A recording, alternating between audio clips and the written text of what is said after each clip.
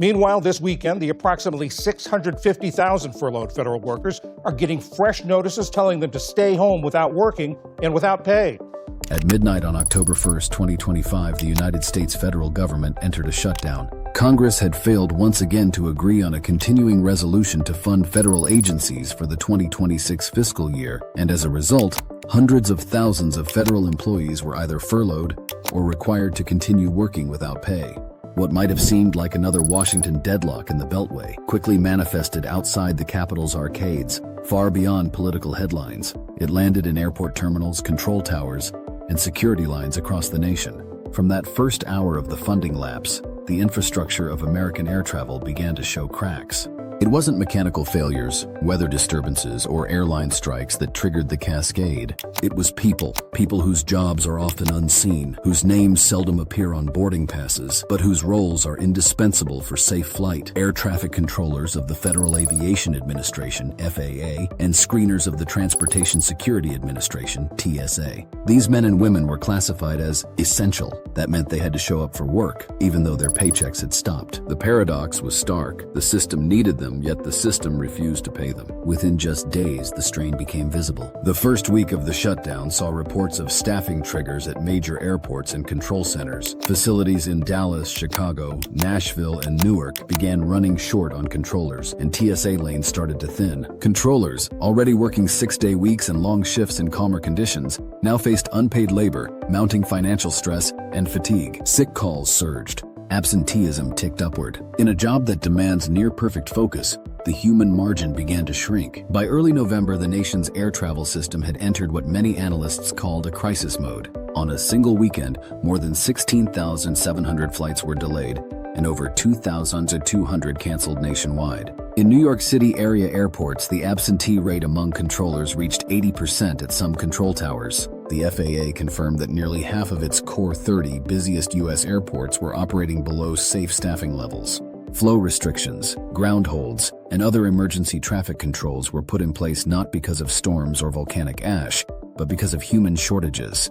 How does a political funding fight in Washington lead to a delayed flight in Houston or a long TSA line at Phoenix? It begins with how the aviation system is structured. Air traffic controllers manage an enormous network of flights, directing departures and arrivals across thousands of miles via radar, radio, and precise timing. When staffing falls, the FAA triggers a flow restriction or ground stop. Fewer flights are permitted per hour to maintain safety margins. At LaGuardia, for example, fewer than 20 planes per hour were permitted to land during one such restriction. That may seem modest, yet these adjustments ripple through the national schedule. A delay in New York cascades to Chicago, then Los Angeles, then Dallas. Aircraft miss connections. Crew duty times are exceeded. The schedule unravels. Meanwhile, security screening at airports began showing its own cracks. At Houston's George Bush Intercontinental Airport, 2 out of 5 TSA checkpoint lanes were open, with wait times stretching to 3 hours. At smaller airports, the situation was equally dire. Travelers reported waiting in winding lines for over an hour simply to pass through security. The staffing issues at TSA stem from the same underlying problem. Unpaid essential workers are human, and when the financial strain hits, their ability to function under pressure degrades. The numbers speak loudest. According to trade group data, by early November, over 3.2 million air passengers had been impacted by delays or cancellations tied to staffing issues. Prior to the shutdown, staffing-related delays accounted for around 5% of all delays. Now they had surged to over 50% in impacted hubs. In airports like Nashville, Dallas, Los Angeles, and Houston, delays of 30 to 90 minutes became common. Ground stops at airports such as LaGuardia, Newark, and Reagan National were first issued in late October, with one facility halting departures entirely for hours because controller staffing dropped below safe limits. The political machinations behind the shutdown are crucial context. Former President Donald J. Trump and the Republican Party pushed for a clean, continuing resolution to keep funding at existing levels, while separate negotiations on domestic policy and foreign aid played out. Democrats, led by Speaker Mike Johnson and the House and Senate Majority Leader Chuck Schumer, demanded that any funding bill include extensions of Affordable Care Act subsidies and protections for Medicaid. Trump leaned into the shutdown politically, framing the stoppage as leverage to force his agenda, even as the infrastructure of air travel buckled under its weight. The controller shortages and screening delays became one of the first visible national impacts of the stalemate. The impact on TSA and FAA staffing is layered. Controllers are specially trained professionals whose shifts require extreme concentration and alertness. When they are paid late, worried about rent and bills, and working extended hours, fatigue and distraction creep in. The National Transportation Safety Board chair warned that controllers working without pay face distraction and stress that can compromise performance. At the same time, new controller trainees cannot be hired or certified without funding. The FAA's hiring pipeline froze. With a documented shortfall of some 3,500 controllers even before the shutdown, the crisis was not created overnight, but the shutdown amplified it.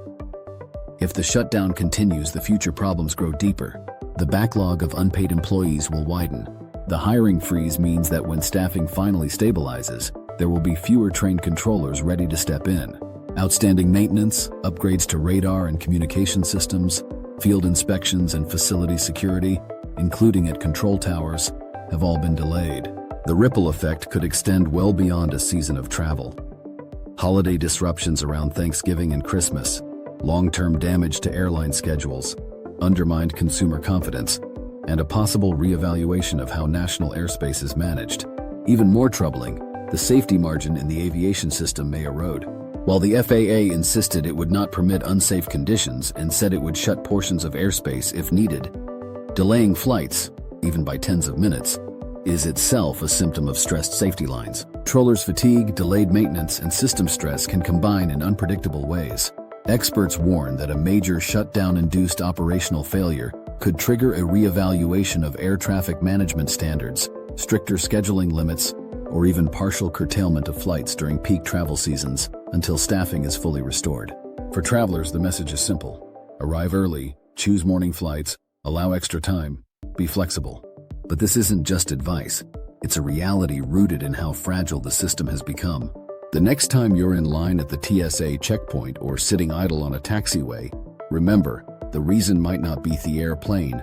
It might be a budget fight in Washington, a furlough in an air traffic control tower, or a screening lane with fewer officers than usual. The October 1st shutdown didn't just pause funding. It exposed a critical weakness in one of the most sophisticated transportation networks in the world. The delay you face is not incidental, it is structural. The next time you wait 2 hours at security or see your flight held on the tarmac, remember, behind that delay lays a shutdown, a budget stalemate, a responsibility in Washington that touches your travel plans. This is Facts on Trial. Until the funding is restored, expect more turbulence in the skies. At the stroke of midnight on October 1st, 2025, the United States found itself caught in the turbulence of a federal government shutdown. Congress, tangled in a web of disagreements, failed to reach a consensus on a continuing resolution to fund vital federal agencies for the upcoming fiscal year 2026. The aftermath was immediate and severe. Hundreds of thousands of federal employees faced furloughs or were compelled to work without pay. While this scenario may have appeared as another typical deadlock in the political arena, its repercussions swiftly cascaded across the nation, infiltrating airport terminals, control towers, and security lines far removed from the Capitol. In the initial hours following the funding lapse, the fragile infrastructure supporting American air travel began to reveal its vulnerabilities. The problem stemmed not from mechanical issues, inclement weather, or airline strikes, but rather from the dedicated individuals whose essential roles often go unnoticed in the travel process. Cher and Micah, tonight things have been moving fairly smoothly here at LAX. We have seen some flight delays and cancellation. Because I heard it was coming tomorrow. Yeah, 10% shutdown across the board. So I pay attention to the news to see what's going on. I think everybody should do the same thing. Everything is a much longer wait. It's just, Even as their paychecks came to a standstill, presenting a stark paradox. The system depended on these individuals, yet they were left without compensation. As days passed, the strain on the air travel infrastructure grew increasingly evident. By the end of the first week of the shutdown, reports surfaced of staffing crises at major airports and air traffic control centers across the country. Airports in bustling cities like Dallas, Chicago, and Nashville began to operate with an alarming shortage of controllers, while the TSA experienced thinning lines at security checkpoints. These highly trained professionals, already accustomed to demanding schedules, were now grappling with the added burden of unpaid labor, financial stress, and fatigue. The inevitable consequence was a rise in sick calls and absenteeism, as workers struggled to maintain the near-perfect concentration required for their critical roles. As November approached, various analysts began to categorize the nation's air travel system as functioning in a state of crisis. A single weekend saw a staggering 16,700 flights delayed and over 2,200 canceled nationwide.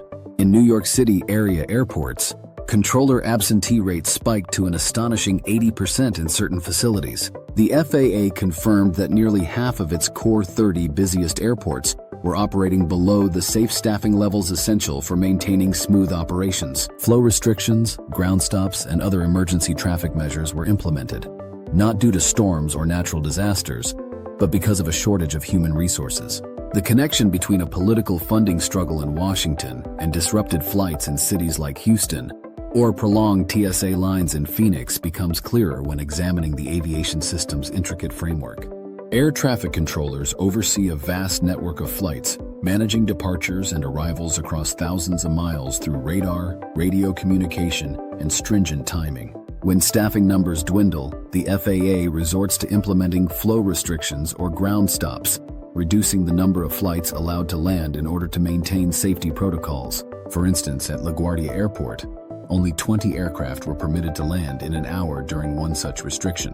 While the figure seems modest, the ripple effect it creates can devastate the national travel schedule. A delay in New York can quickly extend to Chicago, then ripple out to Los Angeles, and eventually to Dallas, resulting in missed connections and extended delays. Compounding these complications, the TSA was not immune to the consequences of the shutdown.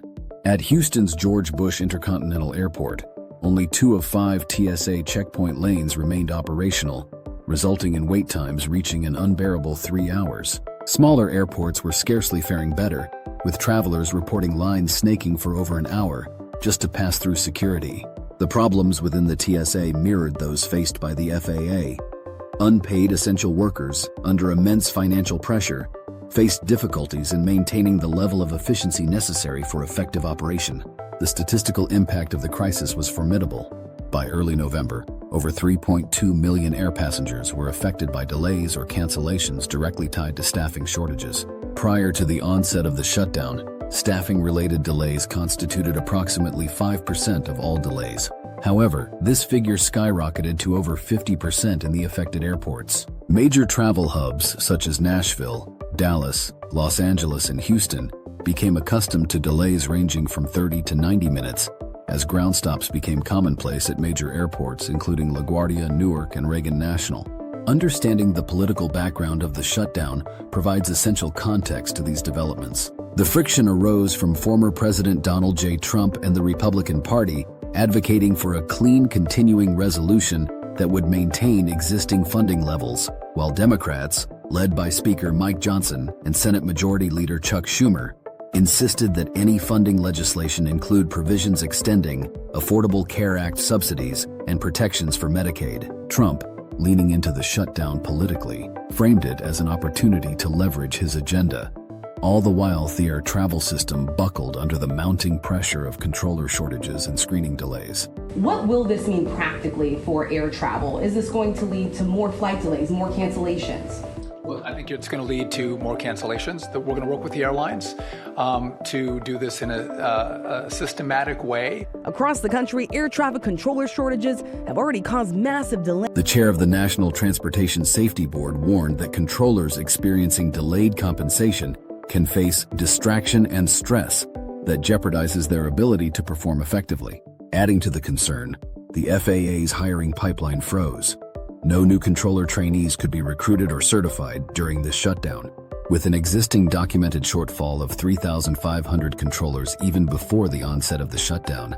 The situation had been critical, but now the shutdown intensified this pre-existing crisis. Should the shutdown persist, the repercussions will become increasingly severe. The backlog of unpaid federal employees will only deepen, and the freeze on hiring means that once staffing stabilization occurs, there will be fewer trained controllers available to step in. Maintenance and necessary upgrades for radar and communication systems, field inspections, and facility security, especially in control towers, all face significant delays. Down made it.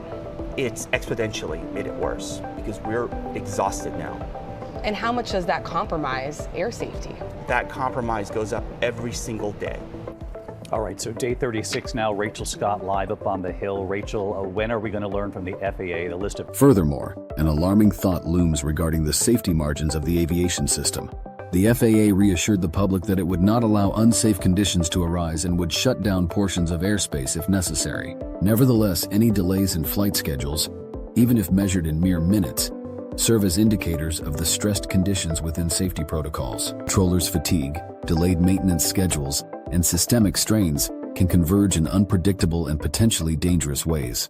Experts caution that a major operational failure induced by the shutdown could trigger a reevaluation of air traffic management standards, the establishment of stricter scheduling limits, or even partial flight curtailment during peak travel seasons until staffing levels are adequately restored. For travelers impacted by these unfolding events, the message is clear. Arrive early, opt for morning flights, allow extra time, and remain flexible. This guidance transcends mere suggestions. It reflects the stark realities of a system that has become increasingly fragile. The next time you find yourself standing in a long TSA line or waiting idly on a taxiway, it's vital to recognize that the underlying causes may not be attributable to issues with airlines, aircraft, or weather patterns. Instead, you might be witnessing the fallout from a budget impasse in Washington, a forced furlough within an air traffic control center, or a diminished workforce at a security screening facility. The shutdown on October 1st did not merely suspend funding. It illuminated a critical weakness underlying one of the world's most sophisticated transportation networks. Delays encountered are not incidental occurrences. They result from structural issues entrenched in the system. The next time you face extended waits at security or notice your flight being delayed on the tarmac, keep in mind that behind these inconveniences lies a broader narrative. A government shutdown, a political stalemate, and a responsibility situated in Washington that profoundly impacts your travel experiences. This situation is a poignant reminder of how interconnected our systems are and how funding and governance can have ripple effects that touch lives far beyond the political sphere. As we navigate the turbulence of travel during this period, it's crucial to remain aware of the underlying complexities and to brace ourselves for continued challenges in the skies until funding is restored and the air travel system can return to normal operations.